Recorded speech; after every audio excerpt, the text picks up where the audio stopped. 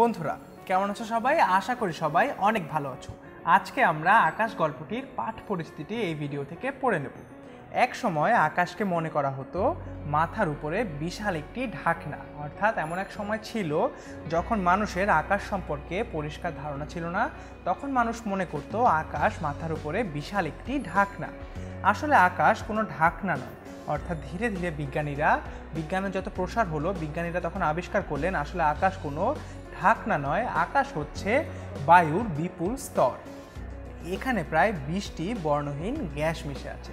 অর্থাৎ oxygen, nitrogen, carbon ডাইঅক্সাইডের মতো 20টি বর্ণহীন গ্যাস এখানে মিশে আছে। বায়ুমণ্ডলে বিভিন্ন গ্যাসের অণু ছড়িয়ে আছে বলে আকাশকে নীল দেখায়। অর্থাৎ আকাশকে নীল দেখানোর কারণ কি? বায়ুমণ্ডলের বিভিন্ন গ্যাসের অণু ছড়িয়ে আছে বলে এই আকাশকে কিন্তু নীল দেখায়।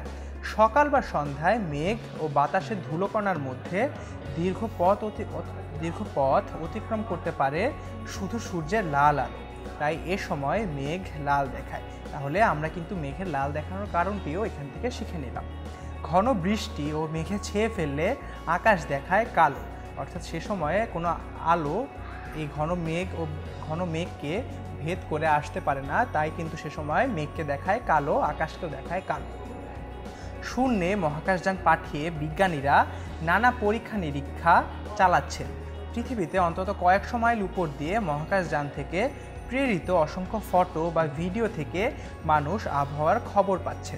অর্থাৎ পৃথিবীর উপর কিন্তু কয়েকশো মাইল উপর দিয়ে মহাকাশযান চলছে এবং সেই মহাকাশযান থেকে প্রেরণ করা হচ্ছে অসংখ্য ফটো ও ভিডিও, যেগুলো থেকেই কিন্তু আমরা বুঝতে পারছি, আবহাওয়ার খবর পাচ্ছি এবং ফসল কোন সময় ফলানো ভালো হবে সেগুলো জানতে পারছি।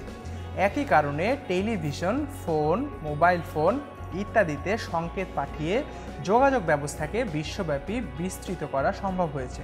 অর্থাৎ এই যে টেলিফোন, ফোন, মোবাইল ফোন ইত্যাদিতে সংকেত পাঠানো কিন্তু এই মহাকাশযানগুলোর ফলে অনেক বেশি সহজ হয়ে গিয়েছে এবং এর ফলে কিন্তু যোগাযোগ ব্যবস্থা বিশ্বব্যাপী বিস্তৃত করা সম্ভব হয়েছে। তাহলে বন্ধুরা আমরা কিন্তু পাঠ পরিচিতিটি পড়ে নিলাম আকাশ গল্পটি। তোমাদের যদি কোনো প্রশ্ন থাকে আমাদেরকে অবশ্যই কমেন্ট সেকশনে জানিয়ে দেবে। ধন্যবাদ বন্ধুরা।